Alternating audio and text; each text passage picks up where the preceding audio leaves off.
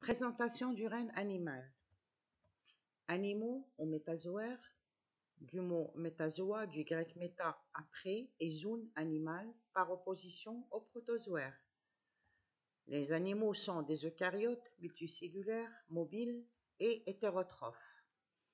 Les grandes étapes de l'évolution du règne animal. Un animal prend naissance à partir d'un zygote. Le zygote est le résultat de la fécondation entre un ovule par un spermatozoïde. Le zygote subit des divisions, il passe au stade 2, stade 4, stade 8, etc. jusqu'à ce qu'on arrive à la morula. Ensuite, la morula va aménager une cavité à l'intérieur appelée blastocèle et la morula va prendre le nom du blastula. Après la blastula, on va assister à l'émigration des cellules de l'extérieur vers l'intérieur du blastocèle. Cette migration ou invagination des cellules est appelée gastrulation. À la fin de la gastrulation, on obtient la gastrula. Comme vous le voyez, la gastrula présente un feuillet de cellules externes appelé ectoderme, feuillet de cellules internes appelé endoderme. Les deux feuillets sont séparés par le blastocèle et l'endroit par lequel les cellules ont migré est appelé blastopore qui communique avec l'arc enterrant ou intestin primitif. Dans le monde animal, il y a des animaux qui arrêtent leur développement embryonnaire au stade gastrula. Alors ces animaux-là, on les appelle les métazoaires diploblastiques. Donc, organismes caractérisés par un arrêt apparent de leur développement embryonnaire au stade gastrula. Ils ont deux feuillets, l'ectoderme, l'endoderme, séparés par la mésoclée. Donc, deux feuillets, c'est pour la raison pour laquelle on a dit diploblastique, double, deux. Donc, vous avez l'ectoderme, vous avez l'endoderme, séparés par la mésoclée. Donc, le blastocèle de tout à l'heure chez la gastrula a pris le nom de mésoclée. Et vous voyez l'arc enterrant et le blastopore. Les animaux diploblastiques, il y a les spongiaires, les cnidaires et les cténaires. On va étudier ultérieurement les spongiaires et les cnidaires. L'évolution du monde animal continue, on passe de diploblastique au triploblastique. Ça veut dire triploblastique, naissance d'un troisième feuillet qu'on va appeler mésoderme. Vous avez le mot méso qui veut dire milieu, qui va être situé entre l'endoderme et l'ectoderme. La question qu'on se pose, qui est-ce qui a donné naissance au mésoderme? Le mésoderme dérive de l'endoderme pendant le développement embryonnaire. Autrement dit, c'est l'endoderme qui donne naissance au mésoderme. Quel rôle il va jouer le mésoderme? Le mésoderme, il permet la différenciation d'organes internes qui sont l'appareil excréteur, les organes génitaux, la musculature. Évidemment, si l'animal est doté de musculature, il va effectuer des mouvements orientés et par conséquent, il peut faire la locomotion. Alors, quelle est la destinée de ce mésoblast? Le mésoblast, il est là, mais il a trois destinées. Il va donner ce qu'on appelle trois lignées. Nous avons la lignée des acélomates, des pseudocélomates et des célomates. Comme vous le constatez, tous ces mots-là contiennent le mot célomate, célomate, célomate. Célomate vient du mot célum qui veut dire cavité, cavité. Alors, quand vous voyez ici A, ça veut dire négation. Alors, dans cette lignée, les espèces n'auront pas de célum, n'auront pas de cavité. Ici, pseudo-célomate, les animaux pseudo-célomates, ils vont avoir une cavité, mais elle est fausse. Pseudo, ça veut dire faux, comme pseudopode, faux pied. Célomates, évidemment, ils ont une véritable cavité. Concernant les acélomates, comme vous le voyez dans cette coupe, vous voyez que le mésoderme qui est en vert ici, elle forme ce qu'on appelle un tissu de remplissage. Donc, il n'y a pas de cavité à l'intérieur de l'animal. Aucun organe n'aura une cavité. Les animaux qui sont dotés de cette structure, c'est les platélmates ou les vers plats qu'on va étudier. Ensuite, la lignée des pseudocélomates. Comme vous le constatez, la différence entre les deux schémas, que le mésoderme s'est retiré, laissant une place à une cavité, mais cette cavité, elle n'est pas vide, elle est remplie d'un liquide périviscéral, donc ce n'est pas une cavité, c'est une fosse, puisqu'il est rempli d'un liquide. Les animaux pseudocélomates, on va étudier les nématelminthes. Puis la lignée des célomates. Comme vous le constatez, le mésoderme se creuse en une ou plusieurs cavités célomiques. Donc, ce sont des espèces qui ont, ou des animaux qui ont, une ou plusieurs cavités. Alors, avant d'enchaîner dans notre chapitre, je vous demande d'observer avec moi ces deux animaux. Vous avez un poisson, vous avez une crevette.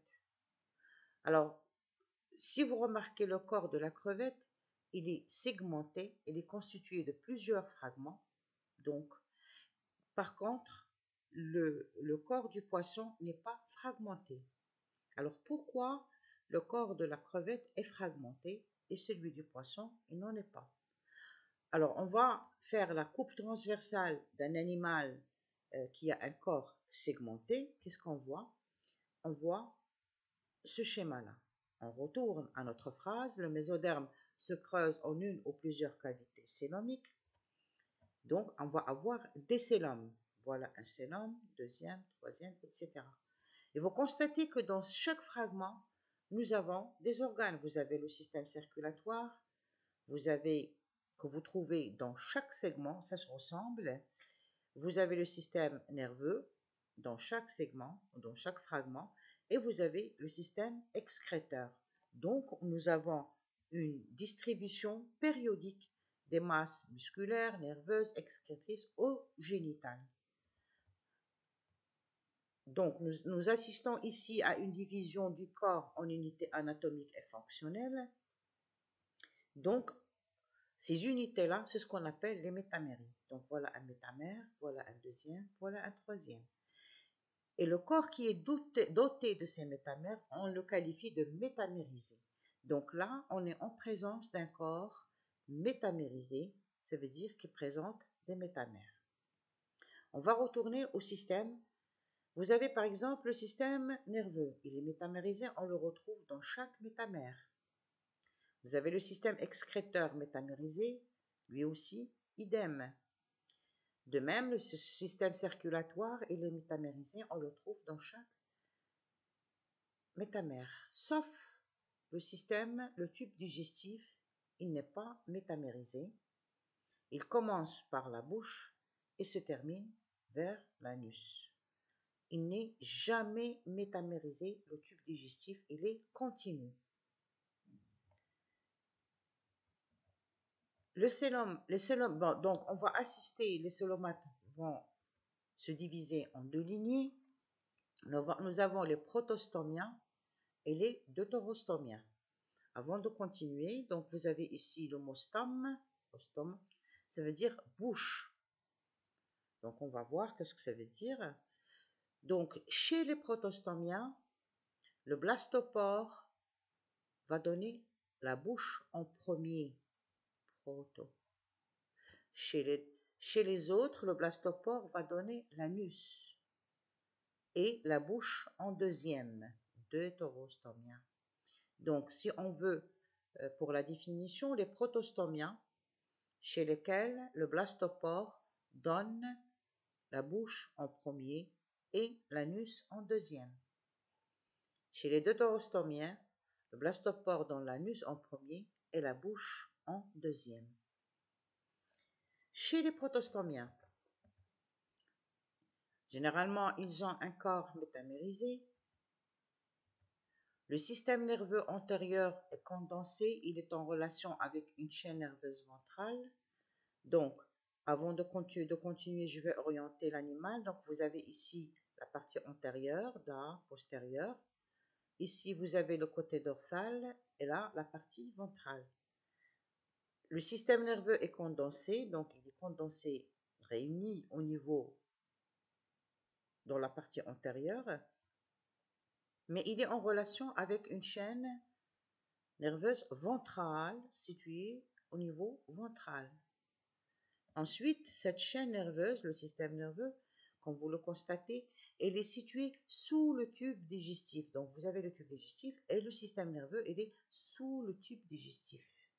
On qualifie ces animaux d'hyponeuriens. Donc, hypo, ça veut dire au-dessous, neurien, du système nerveux, sous le tube digestif. Alors, les animaux hyponeuriens, nous avons les annelides, les mollusques et les arthropodes. Concernant le deutérostomien, le niveau de différenciation et la position du système nerveux permettent de scinder cet ensemble en deux groupes. Ça veut dire on va avoir deux lignées, scinder, diviser l'ensemble en deux groupes. Vous avez les épithéloneuriens. Le système nerveux est imparfaitement dégagé de l'ectoderme dont il dérive. La céphalisation est nulle, pas de métamérie. Avant de vous expliquer, je vous rappelle que l'ectoderme, c'est lui qui donne naissance au système nerveux, une partie du système nerveux. Donc, qu'est-ce qu'il dit la phrase? Le système nerveux imparfaitement, il ne s'est pas dégagé de l'ectoderme dont il dérive, qui lui a donné naissance.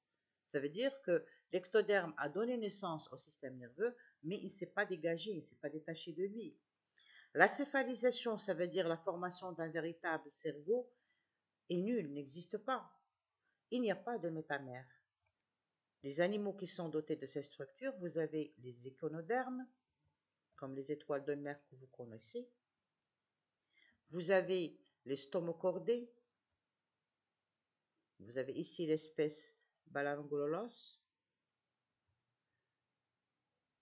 Et vous avez les pogonophores. Ensuite, vous avez les hypinoriens. Système nerveux complètement dégagé de l'ectoderme. Donc voilà, le système nerveux s'est complètement dégagé. Et là, on assiste à une véritable céphalisation, à une véritable formation de cerveau. Le système nerveux localisé au-dessous du tube digestif, donc vous constatez la différence. Tout à l'heure, il était au-dessous. Maintenant, il est au-dessus. Présence d'une corde située entre le tube digestif et le système nerveux. On va voir le schéma. Voilà, donc vous avez le système digestif et vous avez le tube nerveux ou le système nerveux et la corde, elle est située entre les deux. Une remarque, la corde peut s'écrire soit CO ou CHO, c'est la même chose. Donc, les espèces qui sont dotées d'une corde, ils sont appelés les cordés. Vous trouvez dans certains ouvrages écrites CHO, c'est la même chose. Dans la lignée des cordés, nous avons trois lignées. Les procordés, tels que les acidies. Nous avons les céphalocordés, tels que l'amphixus. Et les vertébrés que vous connaissez, y compris l'homme.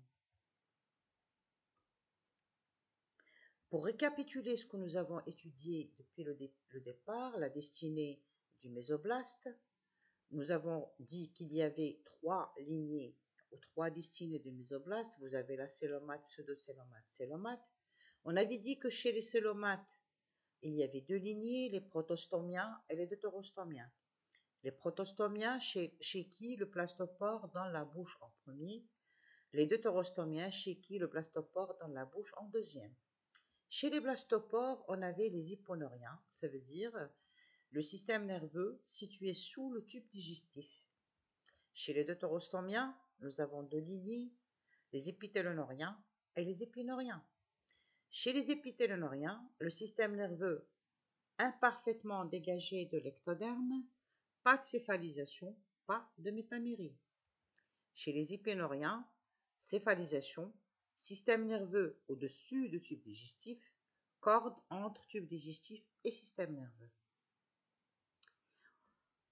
Alors, on va voir maintenant la symétrie, le plan de symétrie chez les animaux. Donc, il y a des animaux qui ont un plan de symétrie et ils présentent la partie droite qui ressemble à la partie gauche.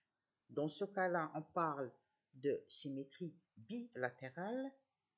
Un autre exemple, vous avez la vue de l'extérieur d'une grenouille. Si on passe un plan de symétrie au centre, on va avoir la partie droite qui ressemble à la partie gauche, comme je viens de vous dire, la vue externe. Mais dans le monde animal, il n'y a pas que la symétrie bilatérale, il y a aussi la symétrie radiaire. Ou alors vous allez trouver dans d'autres ouvrages radiale, ça veut dire la même chose. Alors, comme vous le constatez, la symétrie bilatérale, c'était deux parties symétriques, mais ici, vous avez, par exemple, ici, 4 parties symétriques. Ici, vous avez 1, 2, 3, 4, 5, 6, 7, 8 parties symétriques. Alors, dans le premier cas, on dit c'est une symétrie radiaire d'ordre 4, et là, c'est une symétrie radiaire d'ordre 8. Pour vous rapprocher un petit peu de la réalité, qu'est-ce que ça veut dire que la symétrie radiaire? On va prendre l'exemple d'une boîte de lavage qui rit. Lorsque vous ouvrez une boîte de lavage qui rit, qu'est-ce que vous trouvez? Vous trouvez 8 morceaux qui se ressemblent. Donc, nous avons une symétrie radiaire d'ordre 8. Si je partage cette boîte en deux, je vais avoir 4 de chaque côté. Donc, je vais dire, et comme avec la symétrie radiaire, s'ajoute la symétrie bilatérale, puisque je peux avoir 4 parties, 4 morceaux dans chaque partie. Évidemment, vous pouvez la partager en 4, vous aurez 2 morceaux, et on va dire symétrie radiaire d'ordre 4. J'espère que vous avez compris un petit peu la symétrie radiaire. Alors, dans l'ensemble du monde animal, vous avez des espèces, des embranchements qui sont sans symétrie, tels que les spongiaires. Ils sont sans symétrie, ils n'ont pas de symétrie.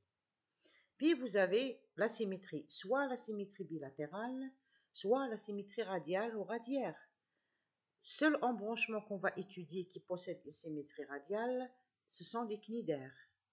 Puis, au niveau de la symétrie bilatérale, nous avons le protostomien et nous avons le deutérostomien. Le protostomien, vous avez les platèneminthes, les annelides, les mollusques, les arthropodes, les nématodes. Les deutérostomiens, vous avez les échinodermes et les chordés, poissons, amphibiens, reptiles, oiseaux, mammifères. Évidemment, dans la partie spongiaire, cnidaire, platèneminthes, etc., c'est ce qu'on va étudier cette année dans la partie des invertébrés. Et puis, vous allez, chez les chordés, la partie des vertébrés, vous allez étudier après.